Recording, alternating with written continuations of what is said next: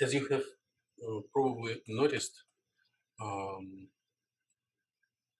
there is in our class there is a component compute observables and compare to experiments. So last two boxes. So it is basically what we were doing on the last lecture. So here are the subjects that we will present in 3 weeks. So old theories that we covered before were using concept of wave function that depends on several electronic positions. And new, simpler theory will use only charge density, but both of them arrive to the total energy. And if both theories will be equally good, they should arrive to the same total energy. If they diverge, it is because of different approximations. So here is a little plan for the next month, how we are going to process this theory. We'll start with definitions, like basically what is density and background theory, which is Thomas Fermi. It is approximate theory, not for molecules, but for simple model. And then we'll go for two theorems, one theorem per lecture. Then we'll set up practical algorithm in the same way as we did for optimization of geometry and for Hartree-Fock theory, and then we will revisit observables. So I understand this is not the best handwriting I can offer, but I promise myself to write it better from year to year. So let's look on the first equation. So suppose we do have orbitals, and we take the orbital with the same index and multiply it by itself. How would you describe what this corresponds to?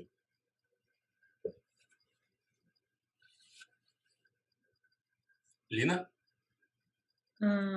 So it's describing the probability density of the particle. To find particle in the certain in position in certain space. Position in the space. Yes, absolutely correct. So it is if one multiplies this thing by delta x or delta r, then it will be probability to find the particle in the volume between r and r plus delta r, with understanding that it is like three-dimensional little element, little cube in space. So traditional interpretation of quantum theory, it is that it is probability.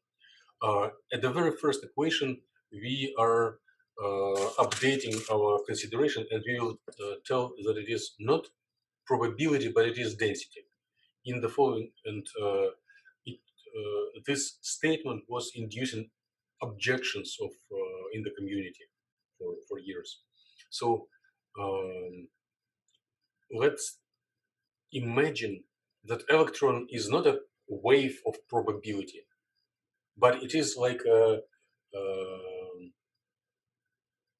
piece of jelly or gravy or porridge that you just, or like paint that one distributes over some space. So instead of correct definition that there is one electron, but there is a probability for it to be here and there, let's assume that it is a continuous object that is spread over space. And it has a little density to be here and there. It is not assumed to be correct, but if we think in this paradigm, it will be constructive and helpful for the next month. Now,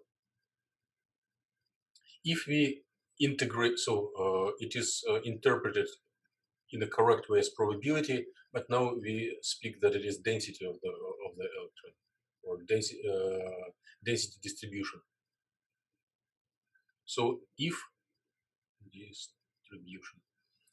one integrates this space or this distribution for a given orbital over, let's say, one can put the letter R3 or V. So basically integrates over all areas of space. Then what is the answer? Boston?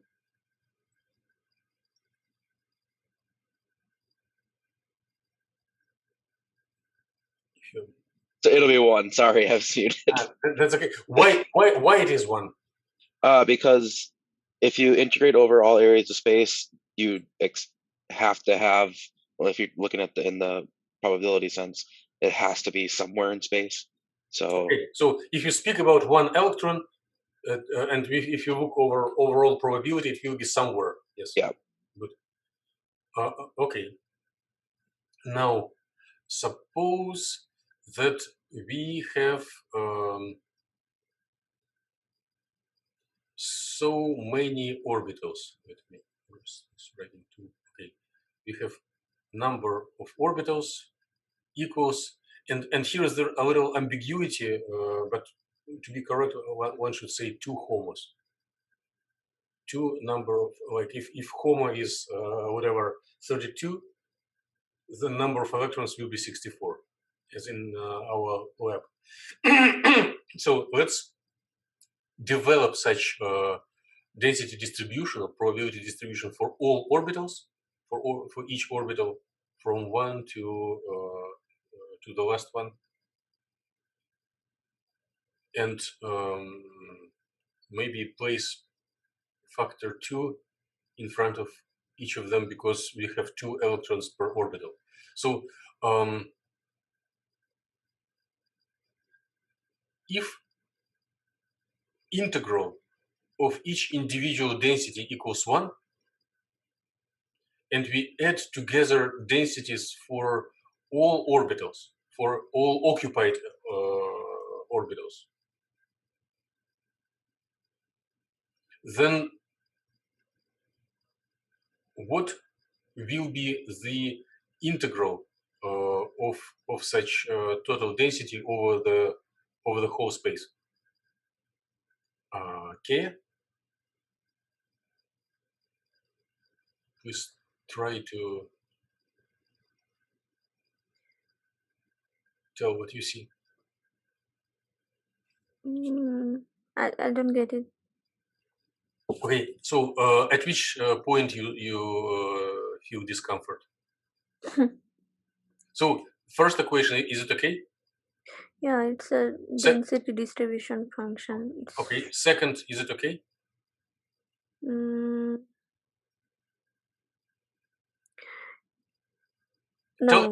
No? No. Okay, so each good wave function must be normalized, right? So by normalization, if we integrate wave function by itself, if it is the same number, dr, it will be equal 1. Okay, it's 1 because of orthogonality, right? Exactly, 1 because of orthogonality. Make sense? Yeah, makes sense. And we just redefine this product as rho sub I. Okay. Okay. Now we have rho sub 1, rho sub 2, rho sub and the last one rho sub homo. Okay. What will be integral for each if you take integral of this densities? If you integrate each of this rho, what will be the result of individual integration for each of them?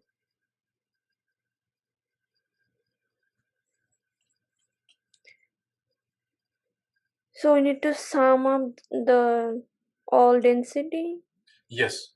So then we need after that we need to integrate that one. Yes, but if we integrate, we can integrate them individually, right? Okay, individually, then we will get 1 because of orthogonality.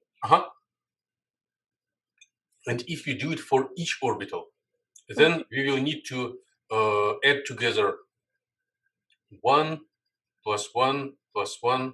so many times as many orbitals we have in our model, right? Yes. So what will be the result?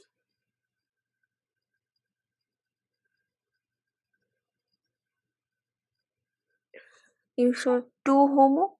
Yes, and which will be equal to the total number of electrons, right? Okay. So now we have indirect definition of the density. So or main property of the density. So it is such function, total density. By integrating this function, one will obtain total number of electrons in the model. Make sense? Yeah. And density is typical is in chemistry community. It is denoted with letter rho.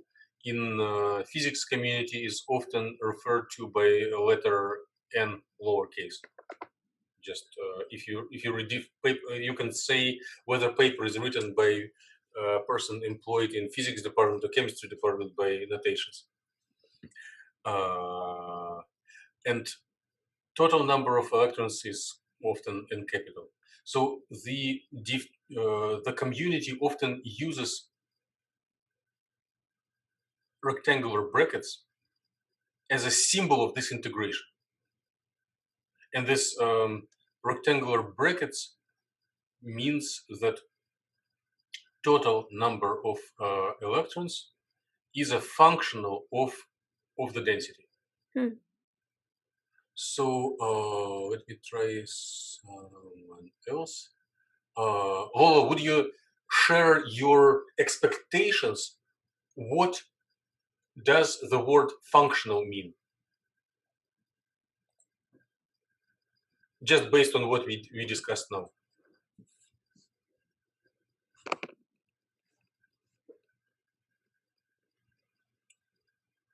The dependence.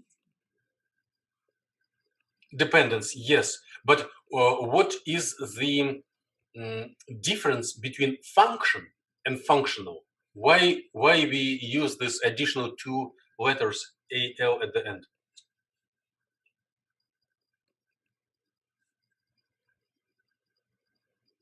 I don't know. But just looking on the previous line, give an example how the density is converted into number of electrons. By which operation? Integral. Yes, integral.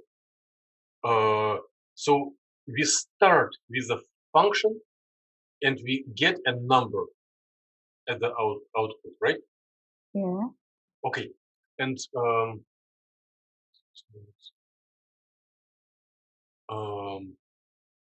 in the regular calculus, when we use concept of a function,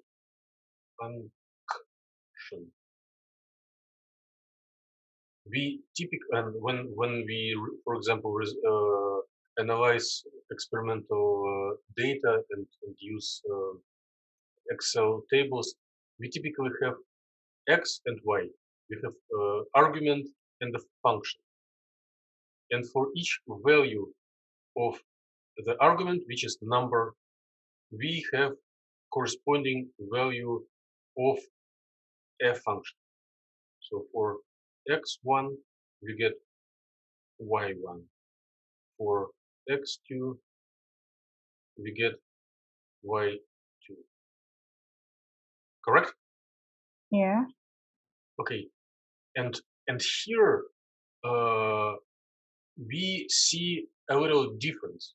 So before for function, we get from one number, we get another number.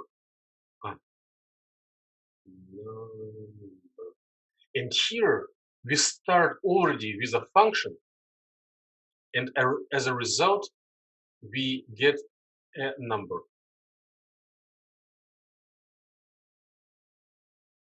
So when we convert a number to a number, I'm not good in writing, then it is a function. And when we convert function into a number. How do we call it? What? Just Functional. yes, exactly. Thank you. Thank you so much. So we have a definition of a function. When we have a distribution, a function, and convert it into a number. And the simplest example is that density of electrons is converted into a number of electrons. Okay, very good. Thank you. So I am going to follow the following 8 steps, and it will be a long derivation. I have no doubts that we all will follow and understand it, but just in case, let me quickly jump to the last slide so that we are not wandering in the dark, but we know what is the goal. So at the very end, I want to obtain this equation.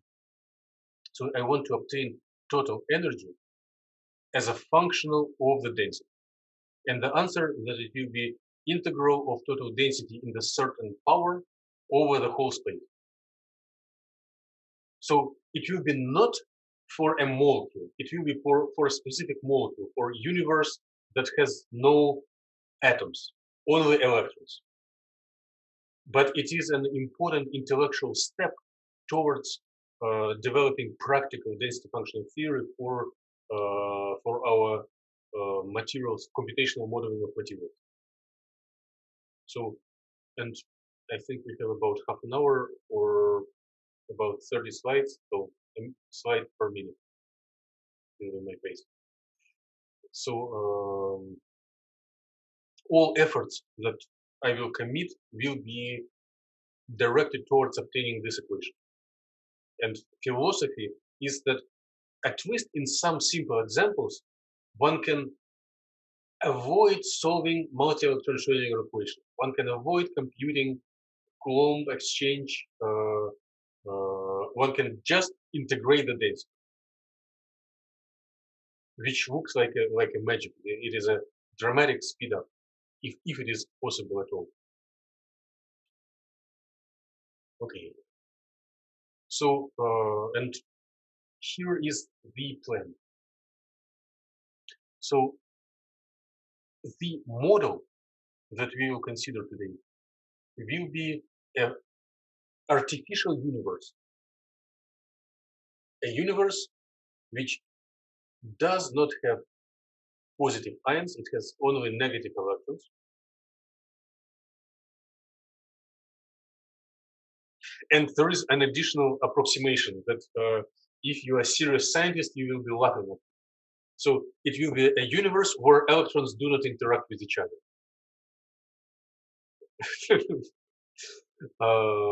But we need to make this model just as a little toy step to develop approaches. And later on, we will bring interaction back on next lecture.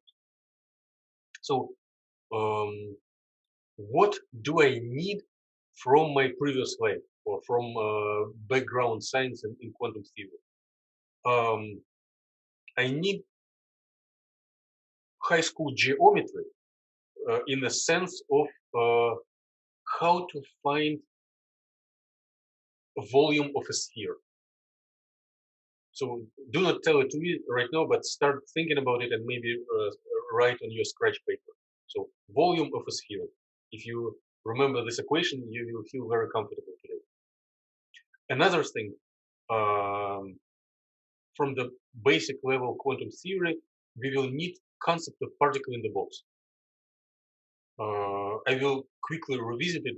So if you have this concept in your background, you will feel just relaxed and very comfortable. If you don't, I'll remind what it is and we'll go over. And the rest will be just math and connecting these concepts. So what is the plan? What is the strategy?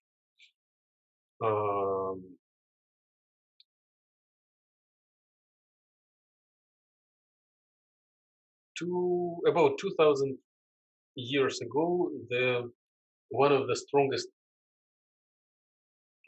countries in the world was Roman Empire. And when they developed their approach, how to like be in strength, it doesn't mean that we should confirm and agree. But one of the principles of the Roman Empire was divide and conquer. We shouldn't support it in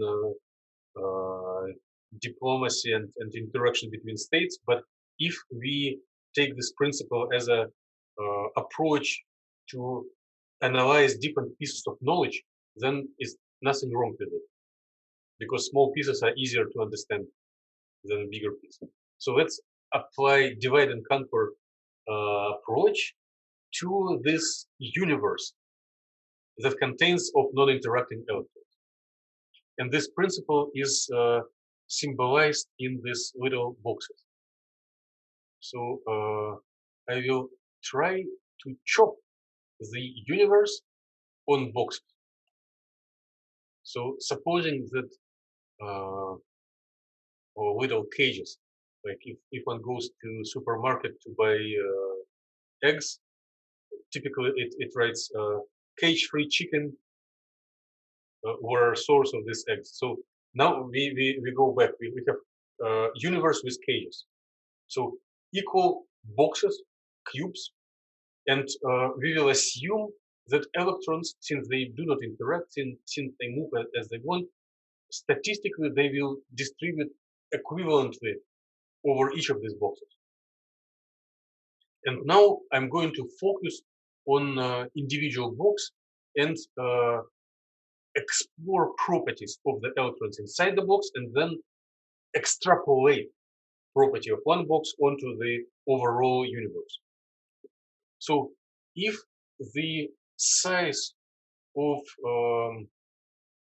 the box is L in each direction, lowercase l, and total number of electrons, we use letter n for total number of electrons, but the number of electrons in one box will be dn, then the ratio number of electrons per volume of a box, which is L cube, will be density of electrons in our universe.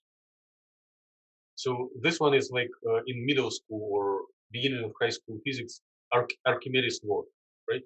Density of, before we had density of matter, now we speak about density of electrons. And instead of mass, we tell just number. So then there will be several steps. Oh, I had forgotten. There is one more concept that we will need for the background information. We need the Fermi distribution, which is the basically Fermi distribution is the same as Aufbau principle. It follows from Pauli exclusion principle that one uses that no electron can use the same state, and if you have several states, several orbitals, they are occupied one electron per state. Okay, so basically three input things: volume of sphere, particle in the box, and Fermi distribution. Good. So, and I'm not going to waste time on this plan. It will be reproduced on the side box, and I will highlight what we cover. At the very last step, we will add together energies of individual cube. So we introduce that all electrons in one cube have energies with symbol dE, and then we perform summation and tell that it will be total energy. Okay, start, set, go. Density, particle in the box. Let me friendly challenge some of you. Steven, would you like to tell some of your impressions about particle in the box?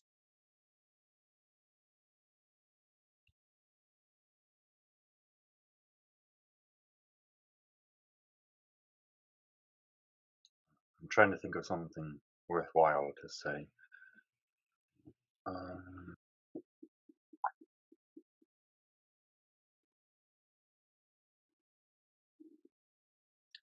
Basically, with my ugly hand scratching, I have all information here, and I just need help in verbalizing it. Oh. So,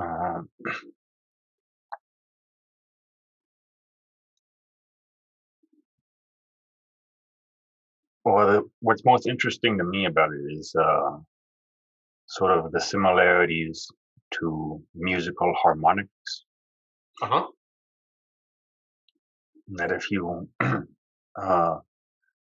take a pipe of a certain length, it will resonate at a frequency, and then if you put a cap on one end, that will double the frequency.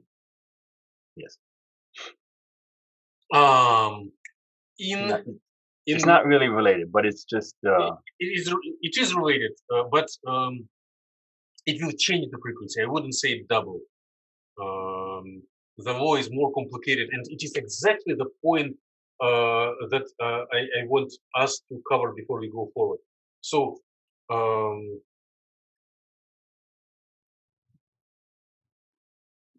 would you please tell what I'm drawing right now and how it is related to your concept of doubling frequency in the guitar string?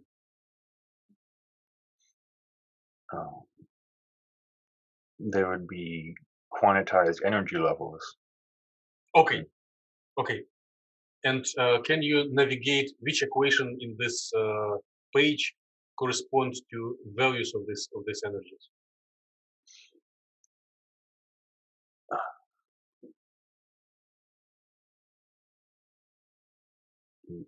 So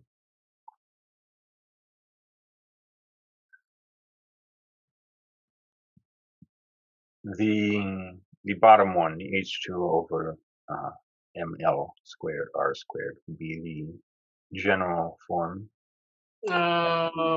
Let's think over once again. So, and I will recapitalize in a second, but Steven, you're moving in the right direction. So here we do have indices. So you said absolutely correctly, there are quantized energy levels. So there is energy level for quantum states n equals 1, for n equals 2, for n equals 3, and so forth. So we need an equation that does have this nx as parameter. So because there will be several energies, we need an equation that depends on n sub x. So let's try once again. Right now, it's the one-dimensional formula. Yes, exactly. So it is dependence of the energy on this nx parameter. And it will be nx squared. So it is not linear. With going higher up with harmonics, it will be not just linear in nx as for your guitar string, but it will be n squared. Thank you much. Everything is great, moving in the right direction. And I apologize for stopping and discussing, but maybe we will get better to the end so that we do not lose anyone in transit. Sarah, would you please share your impression of what we discussed right now?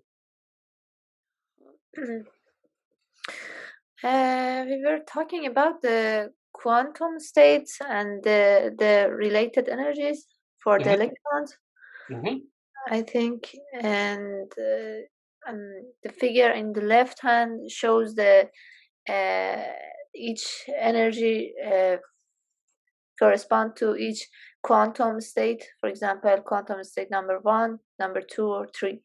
Excellent, excellent. Thank you so much. I cannot say better. Thank you.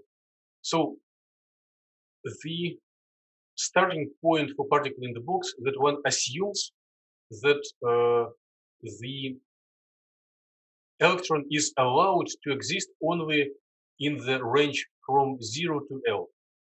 So there is a potential energy which is infinite, it is 0 inside the box, and it goes up, up, up, up, up, and then infinity high, infinity outside of the box. So outside there is no probability for it to exist, and inside the electron can exist in several quantum states. Yeah, on the language of our course, in orbitals, and each orbital has its eigenenergy. And for this simple model, we do not need computers, we do not need computation. The energy for each state is known.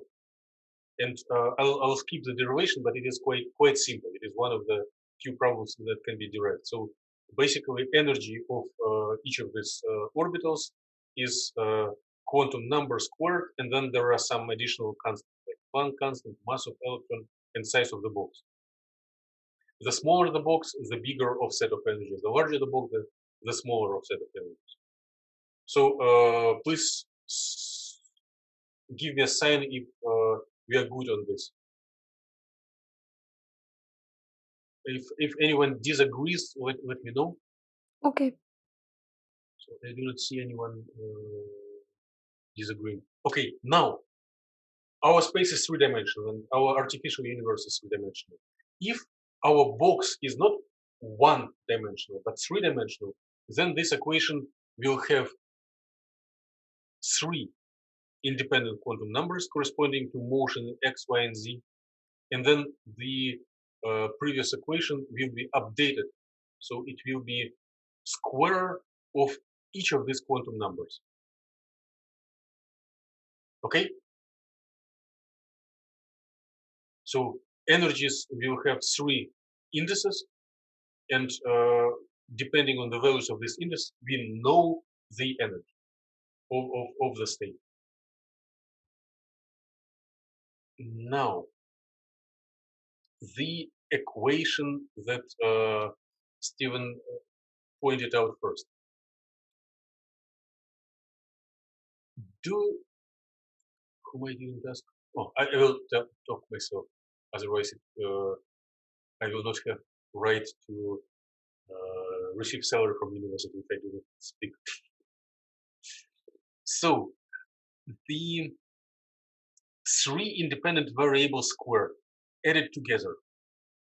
Do you have any impressions in the mathematical part of your brain? What does three variables squared together symbolize?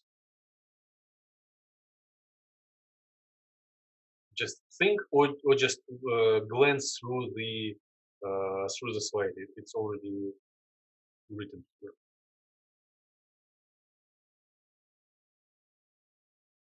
Boston?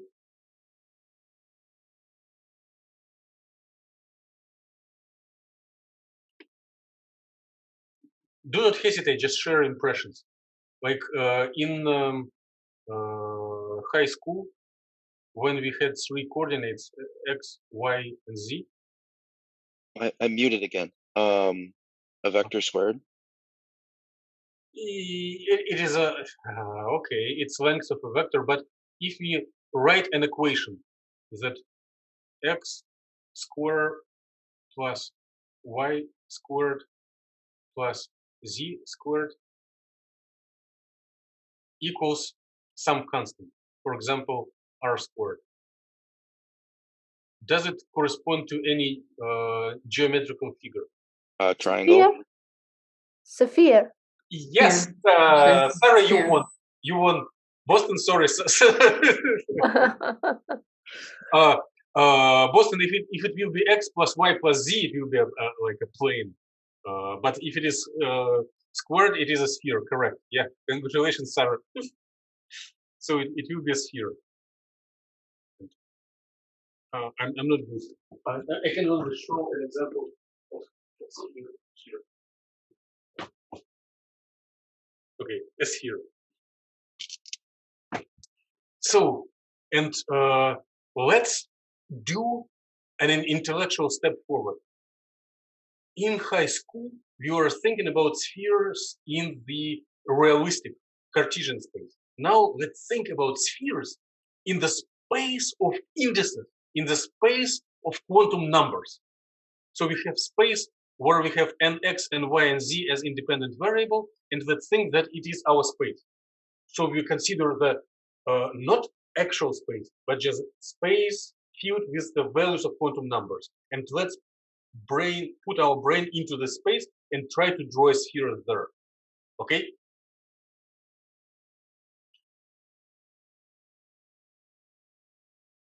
Sphere. And in this sphere, our next intellectual stops will be to focus on all states that have energies between 0 and the radius in this artificial space, or in the thin layer near the radius. And I will illustrate it. So here I am drawing an example for, instead of sphere, I do a circle, and from 3-dimensional, I go back to 2-dimensional, because otherwise my drawing will be super pathetic. So this is an example of this artificial space of quantum numbers. So you have quantum number nx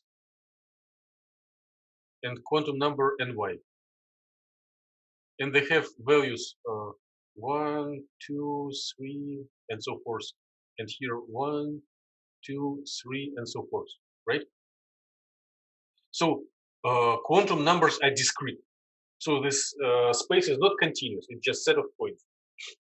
Now, if we declare nx squared plus ny squared equals r squared, it will define a circle of radius r.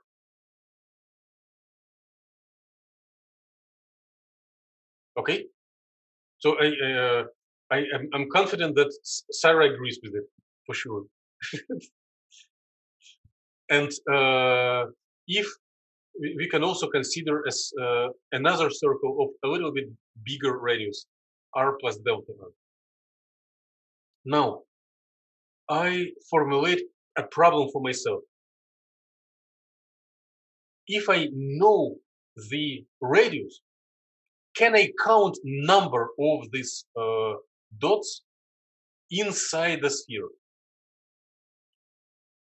Of course, I can go in a simple way. I can manually draw this border, this circle, and count 1, 2, 3, 4, 5. Like in this example, it will be 1, 2, 3, 4, 5, 6, 7, 8, 9, 10, 11, 12, 13, 14, 15, 16. But I want to be more mathematical and give it as a function. So if I know r, I need immediately to know the number of points inside. So if these numbers nx and ny will be really great, really big, not like 1, 2, 3, but like million or like 5 million, then it is as good as continuous number. And then we can just say that amount of points inside this circle is proportional to the area of this figure, right? Okay, area of this figure. And of course, there could be, if you speak about circle, it is defined everywhere on the whole plane. But since quantum numbers have only positive values, we take 1/4 of the circle. The correct word would be quadrant. So we take only for positive nx and y. So how do we find area of the blue space?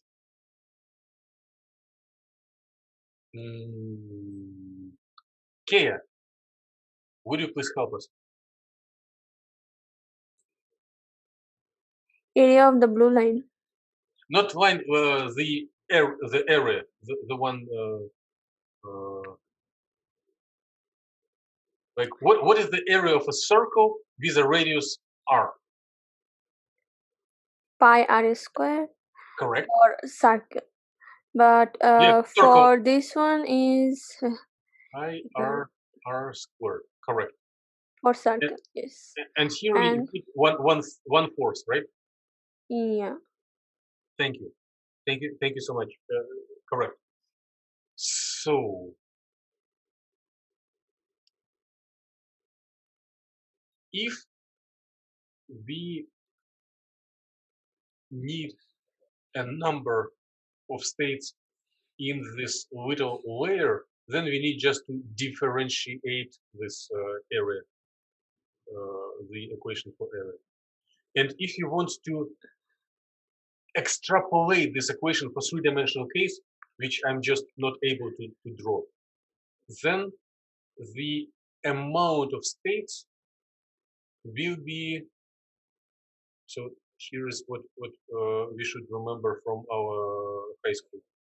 4/3 PRQ, right? Yes. Okay.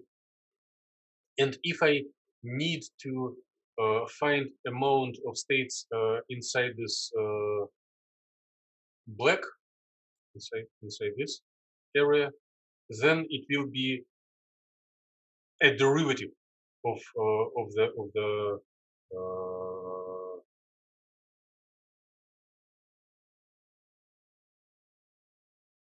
the volume, right? In respect to the radius.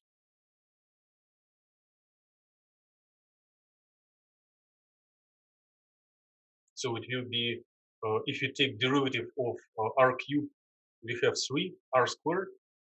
Here are 4/3, and then we have dr for the thickness of the layer.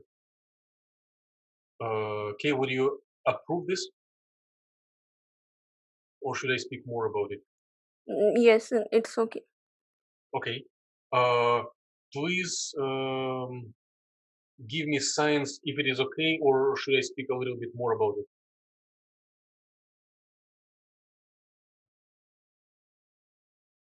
Okay, so no one requested additional. So this 3r squared is just a derivative of r cubed, right?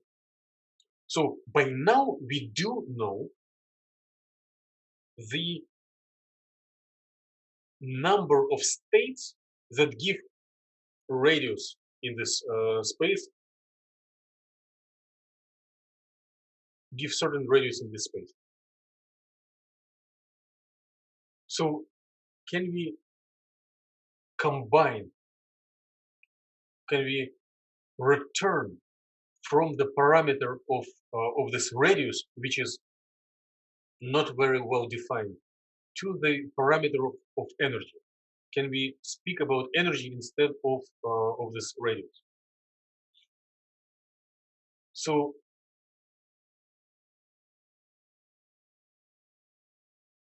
when we originally introduced the equation for energy of a state in three-dimensional box, and it is basically the equation that Stephen pointed the interest to. So we have this radius squared, which includes quantum numbers and x and y and z, then product of constants, including size of the box, and then it gives energy, right? Now, let's inverse this equation. Let's invert this equation and express radius in which is not well defined in terms of the energy, which is really well understood what it is. So if the energy as function of radius is radius squared, then the radius as function of energy is square root of energy, right? Square root of energy, and then some square root of constants. Mass, length, constant.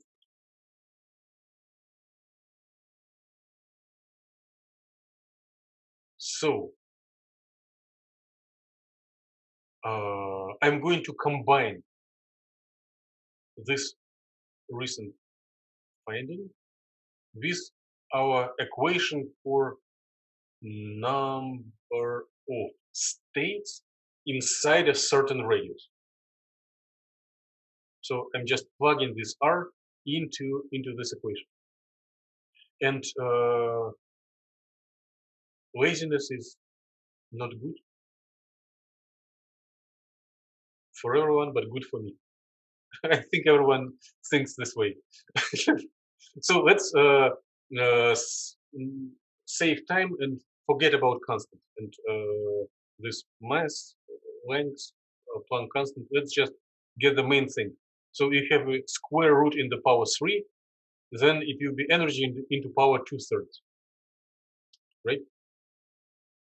So, and this is number of states with energy epsilon. So we know if the energy is provided, we know how many states or particles for three-dimensional box will be equal or less than this energy. Okay.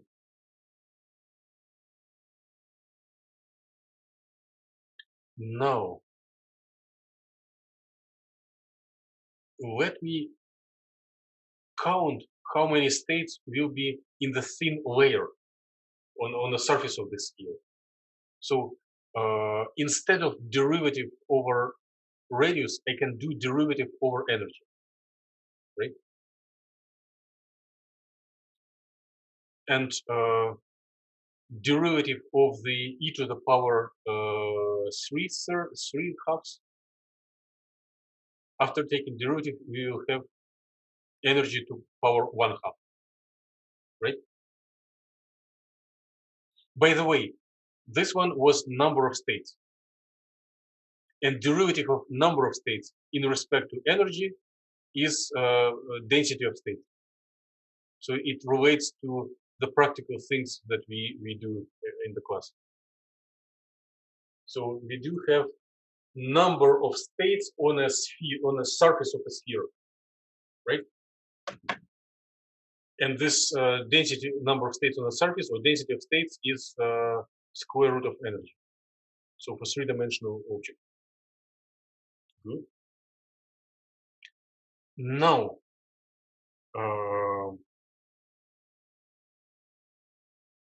I'm trying to look on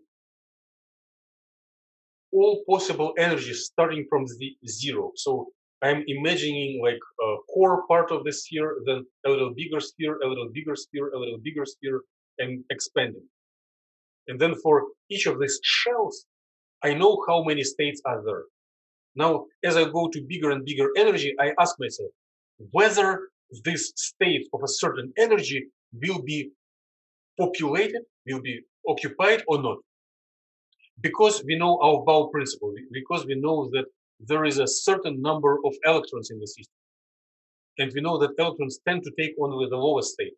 I know that there will be a border. Up to certain range, they will be occupied, and then it will be empty state, unoccupied. So generally, this is described by Fermi distribution function, and this I hate this equation because it is too complicated for me. But if I need to draw it and imagine what does it mean, I can do it stepwise. So first, I can draw this exponential to the power of energy, and it is just increasing function. Then I add 1, and it is just shifting everything up, right? And then dividing 1 over this stuff. Then if we have argument equals to minus infinity, it will be 1 divided by 1 will be 1. If I go to plus infinity, it will be 1 divided by infinity, and it will be 0. And in the middle, it will be transition, right? If the temperature parameter tends to 0, then instead of this continuous function, it will be just step function. So Fermi energy, 1 means states are occupied, 0 means states are unoccupied. Energy Fermi, it is corresponding to HOMO in our molecules, right? So all orbitals before and equal HOMO are occupied, everything after are unoccupied. And it is in chemistry language. In physics language, all electrons obey Fermi distribution, which at 0 temperature is just a step function. Now, I do have density of states, but only states up to Fermi energy are occupied. Everything after are empty, and I can forget about them. So if I do any considerations, I can stop at Fermi energy at home. Okay. So here is the question. What is the energy of all electrons inside one box? So I should consider spheres starting from 0 radius, 0 energy, bigger, bigger, bigger, bigger, and stop at that sphere that is not occupied, right?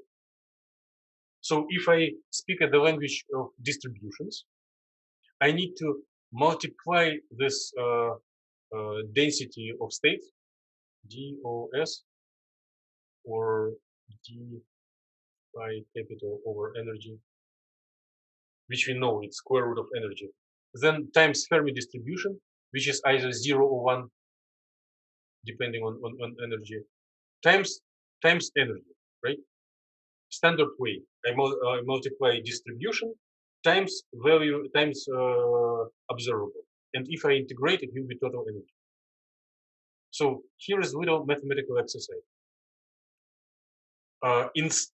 I do not like this Fermi distribution, and maybe you do not like it as well. So instead of looking at this complicated equation, instead of integrating from 0 to Fermi energy,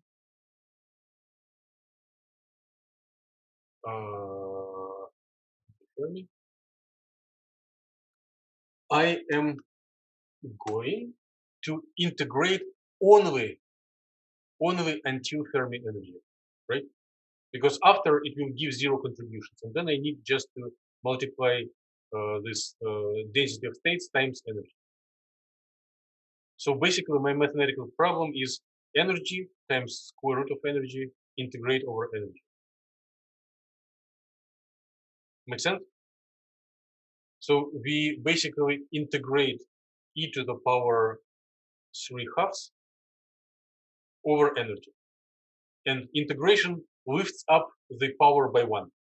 So instead of 3/2, after integration, we have 5/2. And at 0, we will have 0, and at upper limit, we will have Fermi energy. So here is the consideration that energy of all states inside the box will be equal Fermi energy to the power 5/2.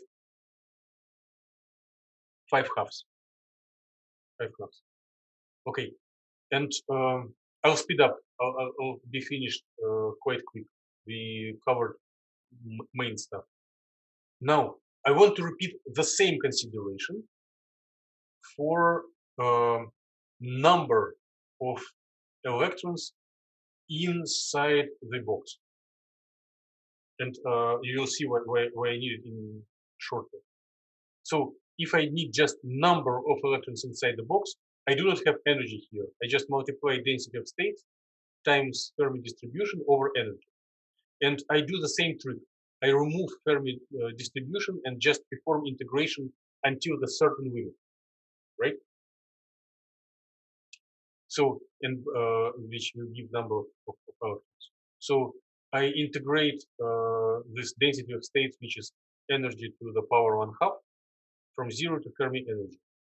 Integration lifts up power by 1, so to 3/2, and we explore it at 0 at lower and upper limits.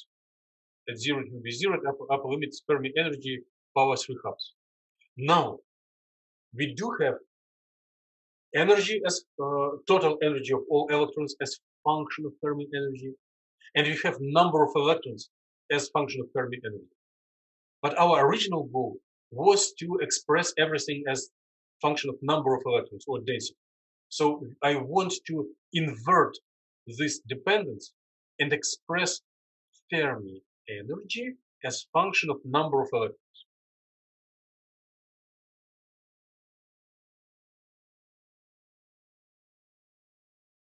So number of electrons inside the box is Fermi energy to the power 3 halves. And if I invert this dependence, then the number of then the Fermi energy will be number of electrons into the power 2/3, right?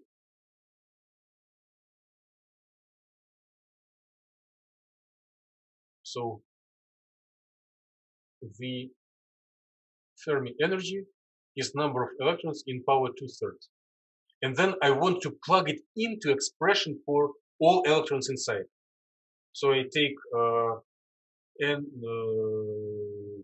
number of electrons to power 2/3 in power 2 halves. And then 2 and 2 cancel, and we have, as a result, we will have the delta E equals number of electrons to the power 5/3, right? Because 2 has cancelled. We are almost arrived. It's just few seconds left. So we have energy as function of number of electrons inside the box. So here is the here is the little trick.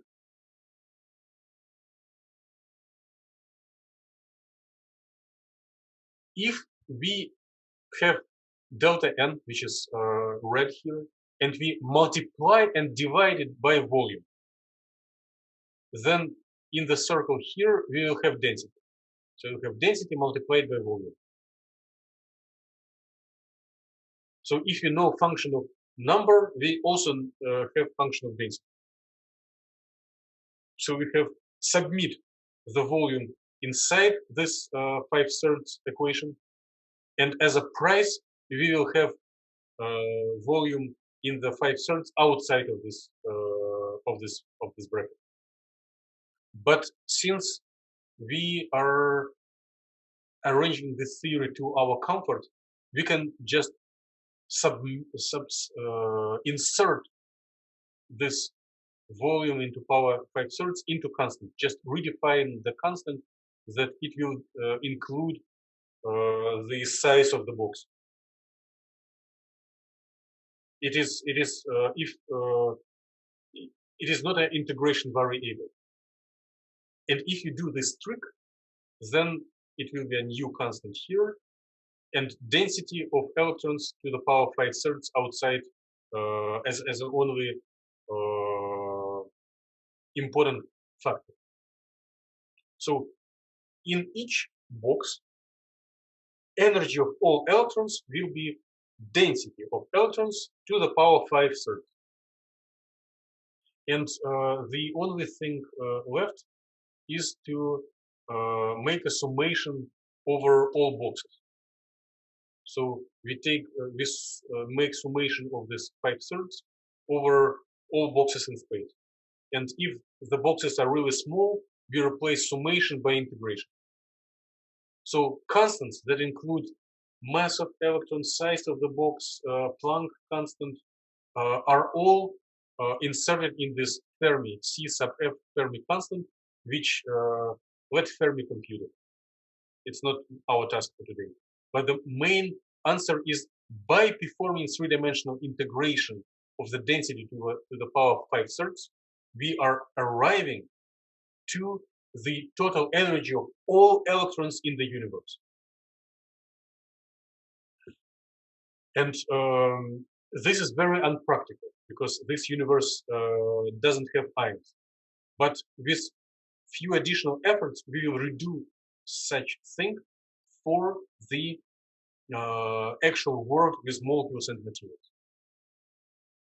If we have total energy depending as functional on the density only, it is typically called LDA, local density approximation, because we integrate only density.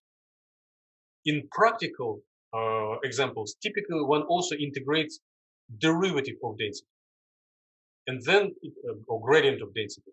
And majority of functionals are qualified as generalized gradient approximation, and you'll see these abbreviations in the future. So thank you for investing additional time. We are done. Everyone is welcome to disconnect, and I'll stay here to answer questions.